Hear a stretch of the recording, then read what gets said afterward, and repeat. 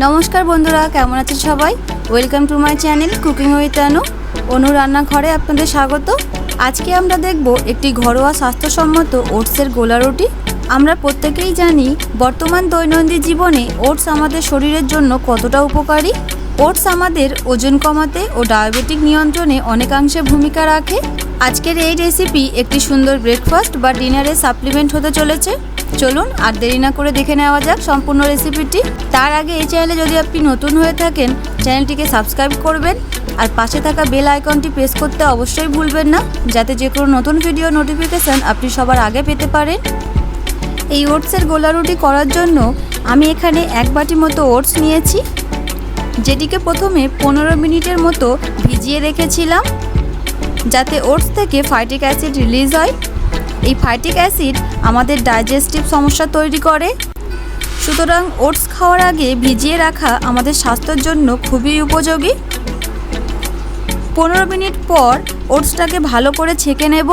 এবার এই ওটসের গোলা রুটি বানানোর জন্য ওটসের সাথে অ্যাড করব কিছু কুচানো ভেজিটেবলস, যার জন্য আমি নিয়েছি 1 বাটি কুচানো বাঁধাকপি, 6 পিস রসুন কুচি, 2 পিস কাঁচা লঙ্কা কুচি, একটা ছোট সাইজের পেঁয়াজ কুচি, একটা ছোট সাইজের টমেটো কুচি, আর দেব সাথে পরিমাণ মতো নুন, 1/4 চামচ হলুদ গুঁড়ো।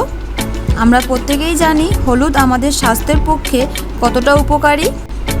এটি রোগ প্রতিরোধ ক্ষমতা বৃদ্ধিতে সাহায্য করে। আর দেব 1/4 চামচ জিরা গুঁড়ো, 1/4 চামচ ধনিয়া গুঁড়ো। এখন সবগুলো একত্রে সুন্দর করে মিক্স করে নেব, না খুব পাতলা না খুব ঘন। দেখুন মিক্সিং হয়ে গেছে, কত সুন্দর দেখতে লাগছে। এখন একটি ফ্রাইং প্যান নেব। ফ্রাইং প্যান গরম হয়ে এলে অল্প একটু সিসাম অয়েল বা তেল ব্রাশ করে নেব।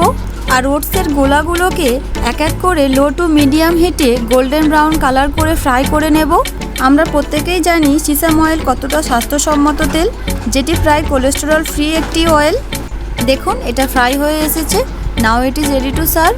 এই ওটস রেসিপি শুধু ব্রেকফাস্ট বা ডিনারের সাপ্লিমেন্ট তা নয়, এই ওটস রেসিপি আমাদের ওজন কমাতে ও ডায়াবেটিক নিয়ন্ত্রণে অনেকাংশে সাহায্য করে। এটি টমেটো সস বা যে কোনো কোল্ড সস দিয়ে খেতে খুবই ভালো লাগে। আপনারা বাড়িতে এটি একবার ট্রাই করতেই পারেন। এই ভিডিওটি আপনাদের কেমন লাগলো কমেন্টে অবশ্যই জানাবেন। ভিডিওটি যদি ভালো লেগে থাকে ভিডিওটিকে লাইক আর চ্যানেলটিকে সাবস্ক্রাইব করতে অবশ্যই ভুলবেন না। দেখা হচ্ছে আপনাদের সাথে পরের ভিডিও নতুন কোনো রেসিপি নিয়ে। ধন্যবাদ।